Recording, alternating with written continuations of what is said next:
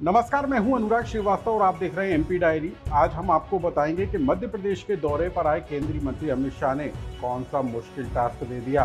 हम आपको बताएंगे कि बीजेपी की वो कौन सी विधायक है जिसकी भगवान से सीधे बातचीत होती है।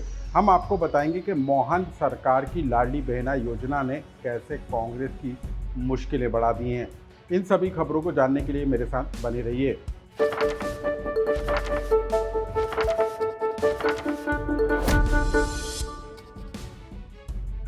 एक हफ्ते के अंदर दूसरी बार अमित शाह मध्य प्रदेश के दौरे पर आए। केंद्रीय मंत्री अमित शाह नीमच में सीआरपीएफ के स्थापना दिवस के कार्यक्रम में शामिल हुए। अमित शाह ने कहा कि 2026 तक देश से नक्सलवाद पूरी तरीके से खत्म हो जाएगा और इसमें सीआरपीएफ की बड़ी भूमिका होगी। क्या कहा अमित शाह ने, आप उसे जानिए। मैं आज आशा व्यक्त कर जाता हूं कि नरेंद्र मोदी जी की सरकार ने जो प्रण लिया है 31 मार्च 2026 को इस देश में एक भी जगह नक्सलवादी उत्पात करने वाले लोग नहीं होंगे। इसमें सीएपीएफ को और विशेषकर सीआरपीएफ और कोबरा बटालियन को बहुत बहुत सफलता मिलेगी। आप सबको अनंत अनंत शुभकामनाएं और शहीदों के प्रति श्रद्धा व्यक्त कर मेरी वाणी को विराम देता हूं। वंदे मातरम। अब जानिए वो कौन सी विधायक हैं जिनकी भगवान से सीधी बातचीत होती है। ये हैं मध्य प्रदेश के महू से बीजेपी के विधायक उषा ठाकुर, जो पहले शिवराज सरकार में मंत्री भी रह चुकी हैं। बीजेपी की विधायक महू में एक स्थान पर भूमि पूजन करने पहुंची थी और वहां पर मंच से कहा कि 1500 रुपये में बिक जाना गद्दारी होती है। राज्य सरकार कई तरह की योजनाएं चला रही है और यदि आप बिके तो अगले जन्म में कुत्ते, बिल्ली, ऊंट बनकर निकलेंगे, क्योंकि मेरी तो सीधे भगवान से बातचीत होती है। क्या कहा बीजेपी विधायक ने, आप उसे सुनिए। और भारतीय जनता पार्टी तो कभी लाडली बहना, कभी किसान सम्मान, कितनी योजनाओं के माध्यम से हजारों रुपए हर हितग्राही के खाते में आते ही आते हैं। उसके बाद भी यदि 1500 में वोट बिक जाए तो फिर तो ये मनुष्यों के लिए डूब मरने की बात। मैं तो बहुत खराब बात कहती हूँ। कभी दादा मेरे को डांटते कि दीदी इतना बुरा मत बोलिया कर। तो मैंने कहा जो सच्चा है दादा वो तो कहने ही पड़े। मैं यूँ कहूँ कि देखो, लोकतंत्र में हम वोट डालने जाए, कोई देखता है क्या? आप अकेले होते और आपके पिता परमात्मा हो, तो किसी ने कुछ ले दे भी लिया, ले लो भाई, पर वोट डालते समय अपना ईमान मत गवाओ। वोट तो भारतीय जनता पार्टी को ही देना, जो राष्ट्र, धर्म, संस्कृति की सेवा करती।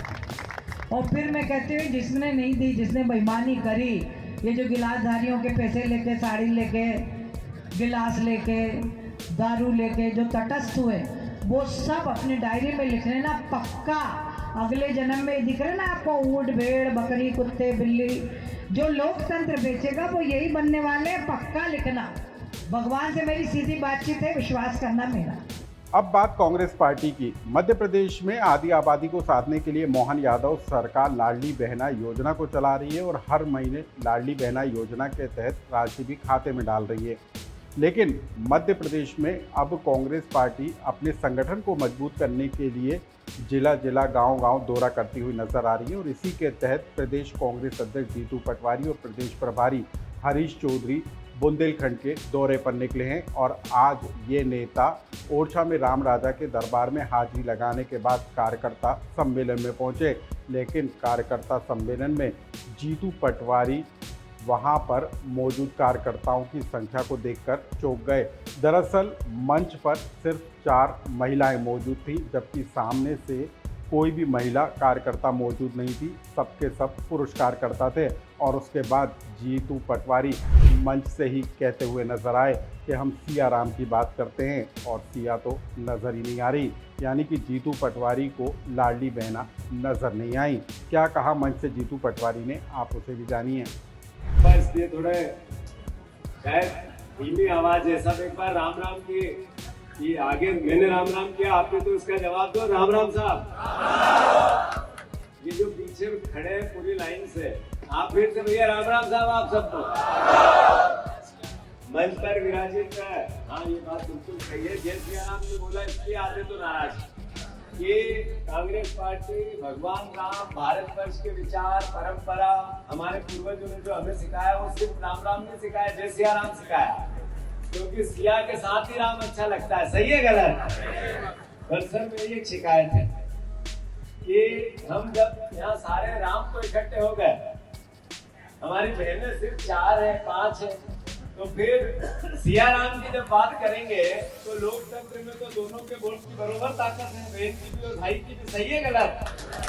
तो इनकी संख्या बढ़ानी चाहिए कि नहीं बढ़ानी चाहिए?